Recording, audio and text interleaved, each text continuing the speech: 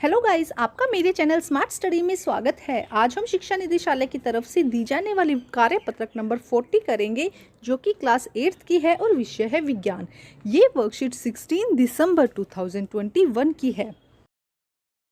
तो आइए शुरू करते हैं आज की वर्कशीट शुरू करने से पहले प्लीज मेरे चैनल को सब्सक्राइब कर दीजिए। तो आइए देखते हैं आज की वर्कशीट, जंतुओं में जनन।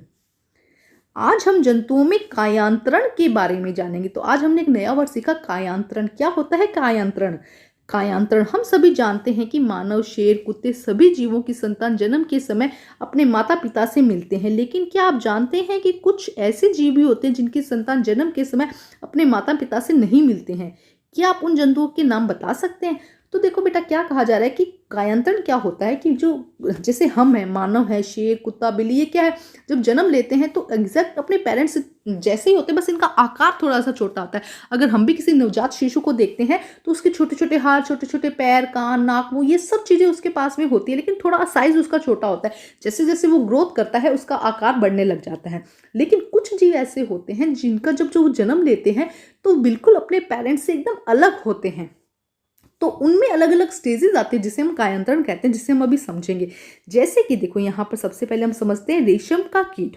देखो, रेशम का जो कृमि है या जो रेशम का कीट है, अपने जीवन चक्र के बारे में हम कक्षा 7 में पढ़ चुके हैं। ठीक है, इसमें सबसे पहले क्या होता है, जो रेशम का कीड़ा होता है वो अंडा देता है। ठीक है, उसके बाद इस तरह से एक लार्वा निकलता है ना। आपने कभी लार्वा जैसे स्ट्रक्चर देखे होगी, इस तरह से क्या होता है, एक लार्वा हो, वो अंडा चेंज होकर किसमें कन्वर्ट हो जाता है, लार्वा या इल्ली में।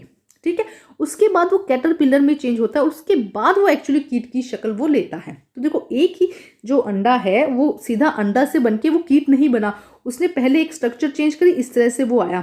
ठीक है, फिर वो इस तरह से आया, कैटरपिलर जैसे स्ट्रक्चर बनाई और फाइनली वो कीट बनाता है। ठीक है, तो ये पूरा चक्र यहाँ पे जब स्टेजेस चेंज हुई है, इसे हम क्या कहते हैं, इसे हम कायांतरण कहते हैं। अभी से और अच्छे से समझते हैं। हम देखते हैं कि रेशम के कीड़े का कैटरपिलर या प्यूपा और वयस्क कीट में बहुत अलग अलग दिखता है। अंडा अलग दिखता है, कीट अलग दिखता है, जो कैटरपिलर है वो अलग दिखता है, और जो एक्चुअल जो कीट है रेशम का वो अलग दिखता है। यहाँ वयस्कों में पाए जाने वाले लक्षण नवजात में कहीं नहीं पाए जाते। जैसा कीट है वैसा ना तो कैटरपिलर है, प्यूपा है, ना ही लार्वा या इल्ली है, ना ही अंडा है। तो जो वयस्क में होते हैं वो उनके नवजात शिशु में कहीं पे भी वो स्टेज नहीं दिखाई देती। मेंढक इस प्रकार के जंतुओं का एक अन्य उदाहरण है। ऐसा एग्जाम्पल एक और है जिसे हम क्या कहते हैं, मेंढक। एक क्या हुआ, रेशम कीट, और दूसरा क्या हुआ, मेंढक। मेंढक के जीवन चक्र में 3 अलग अलग चरण होते हैं। मेंढक के जीवन चक्र में 3 अलग अलग चरण होते हैं। तो सबसे पहले देखो, अंडा कन्वर्ट किस में होता है, टैडपोल या लार्वा जिसे कहते हैं। लार्वा के बाद वयस्क बनता है। तो पहले हम यहाँ से समझते हैं। देखो, यहाँ पे डायग्राम दिया गया है, ये है मेंढक के अंडे। उसके बाद देखो इस तरह की आकृति बनती है मेंढक से। देखो, एक मछली की जैसी आकृति बन जाती है, जिसे हम क्या कहते हैं, आरंभिक टैडपोल। इस तरह से आकृति बन जाती है। ठीक है, उसके बाद एक बाद का टैडपोल, थोड़ा सा बड़ा हो जाता है वो टैडपोल। इसके बाद ये आकृति आती है, और उसके बाद इस टैडपोल से देखो कितना चेंज आया है। इस टैडपोल से सीधा क्या बन जाता है, इस टैडपोल से क्या बन जाता है, वयस्क मेंढक बन जाता है। एक्चुअली में मेंढक है ही ऐसा, ऐसे मेंढक नहीं अंडे दिए, लेकिन उसके बाद इतनी स्टेजेस चेंज किया उसने अपने जीवन में, तो इसे क्या कहा जाता है, कायांतरण कहा जाता है। अब हम इसे समझते हैं। मेंढक के अंडे से लार्वा बनता है। मेंढक के अंडे से लार्वा बनता है, जिसे टैडपोल कहते हैं। टैडपोल में मछलियों की तरह पूंछ और पंख होते हैं। वह मछलियों की तरह पानी में तैरने में सक्षम होता है। मतलब जो टैडपोल है वो क्या होता है, मछलियों के जैसा ही होता है, और मछलियों के जैसे उसकी पूंछ और पंख होते हैं और तैरने में सहायता करते हैं।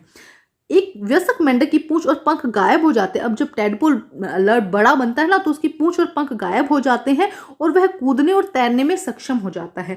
अतः हम कह सकते हैं, ध्यान से समझो क्या कह रहा है, अतः हम कह सकते हैं कि लार्वा का कुछ उर्ग परिवर्तन, उर्ग मतलब तेजी से परिवर्तन, वयस्क जंतु में बदलने की प्रक्रिया कायांतरण कहलाती है। लार्वा की कुछ उर्ग परिवर्तन मतलब कुछ अलग से चेंजेस होते हैं, जिससे क्या होता है, वयस्क जंतु में बदलने की प्रक्रिया को हम कायांतरण कहते हैं। ठीक है, देखो इजी सी आज की वर्कशीट। जैसे जैसे हम बड़े होते हैं, हम अपने शरीर में किस प्रकार के परिवर्तन देखते हैं, किस प्रकार के परिवर्तन देखते हो बेटा, आपका आकार बड़ा हो जाता है ना, आकार अधिक लंबा, आप लंबे हो जाते हो, लंबाई बढ़ जाती है। इस तरह से लिख दो, या तो लंबाई और चौड़ाई बढ़ जाती है ना, लंबाई बढ़ जाती है आपकी। भार, आपका भार जो वेट है, वेट बढ़ जाता है। तो ये परिवर्तन आपके शरीर में होते हैं। लेकिन ऐसा तो नहीं होता कि आपकी जो आप जैसे बचपन में थे वैसे ही लगभग आप जब बड़े होते हो तो वैसे ही रहते हैं ना, टेडपोल के जैसे ऐसे बिल्कुल स्ट्रक्चर तो चेंज नहीं होती ना। देखते क्या आपको लगता है कि हमारा भी कायांतरण होता है? पहले तो मुझे खुद सोच के बताओ, क्या आपको लगा जैसे आप बचपन में थे थोड़ी बहुत शक्ल आपकी चेंज हुई, आपके बाल बढ़ गए, आपकी हाइट बढ़ गई, क्या आप में एकदम चेंजेस आया कुछ ऐसा कि आपके नाक कहीं और हो गई, हाथ कहीं और हो गया ना? ऐसा नहीं होता ना। तो निश्चित रूप से नहीं, क्योंकि मनुष्य में जन्म के समय से ही नवजात शिशु वयस्क के समान शारीरिक अंग लक्षण मौजूद होते हैं। जैसा बस आकार छोटा होता है, बाकी आंख, नाक, कान, हाथ पर वैसे ही होते हैं। धीरे धीरे ग्रोथ करता करता वो अपने शरीर को बढ़ा लेता है। तो मनुष्य में किसी भी प्रकार का कायांतरण नहीं होता है। अब हम करते हैं क्वेश्चन आंसर। देखो, कायांतरण को उदाहरण सहित परिभाषित करो।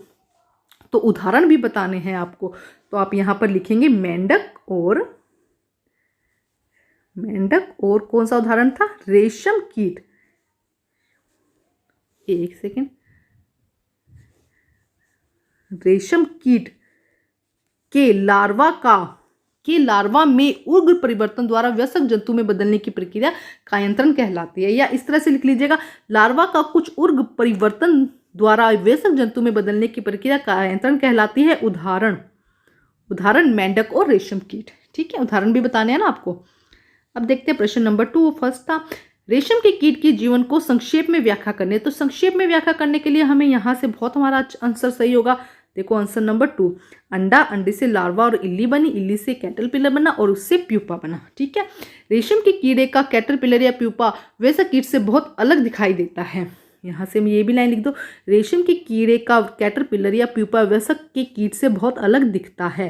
तो ये हो जाएगा आंसर नंबर 2 आपका। पहले आप इस तरह से एरो करके बना देंगे, उसके बाद ये लाइन लिख देंगे। अब हम करते हैं प्रश्न नंबर 3। देखो क्या है प्रश्न नंबर 3, मेंढक के जीवन चक्र को चित्र सहित समझाइए। आपको क्या करना है, देखो चित्र सहित ये चित्र भी बनाना है आपको और ये भी बनाइएगा। एरो वाला तो बहुत आसान होता है और अच्छा होता है, इजी मार्क्स भी देता है आपको ना। तो ये वाला डायग्राम बनाइएगा, मेंढक बनाइएगा, अंडे बनाइएगा, लेबल जरूर करना है, नाम लिखना है आपको। उसके अलावा आरंभिक टैडपोल, बाद का टैडपोल, ये पूरा एरो इस तरह से एरो दर्शाने हैं आपको, ये बनाना है। और आंसर देखो, मेंढक से के अंडे से लार्वा बनता है जिसे टैडपोल कहते हैं। पूंछ और पंख होते हैं, पानी में तैरता है। वयस्क में क्या होता है, पूंछ और पंख गायब हो जाते हैं और वह कूदने और तैरने में सक्षम हो जाता है। तो ये हो जाएगा आंसर नंबर 3। क्वेश्चन नंबर 4 देखते हैं क्या कहते हैं, क्या मनुष्यों में कायांतरण होता है? समझाइए। नहीं, तो हम लिखेंगे यहाँ पर नहीं, क्योंकि मनुष्य में कायांतरण नहीं होता, क्योंकि मनुष्य जन्म के समय से ही नवजात शिशु में वयस्क के समान शरीर अंग लक्षण मौजूद होते हैं। तो ये हो जाएगा आंसर नंबर 4। तो बच्चे, आज की जो वर्कशीट है वो कंप्लीट होती है। वर्कशीट कंप्लीट करके अपने टीचर से चेक कराइए और प्लीज़ मेरे चैनल को लाइक कीजिए, सब्सक्राइब कीजिए और शेयर कीजिए। Thank you students.